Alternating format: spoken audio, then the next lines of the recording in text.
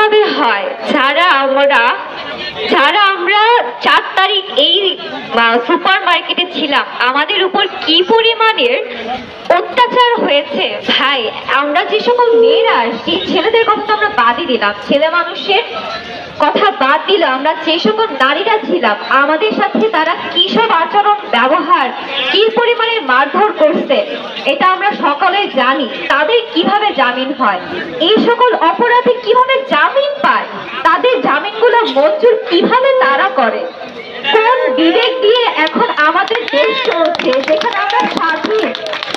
এটা আমাদের স্বাধীন দেশ, এটা কিসের স্বাধীনতা তাহলে যেখানে অপরাধীরা বুক ফুলিয়ে ঘুরে বেড়াচ্ছে। এখন আবার আমাদের শিক্ষার্থীদের এই গণ অভ্যুত্থানকে সাহায্য করে আমরা আমাদের স্বাধীনতাকে আনলাম।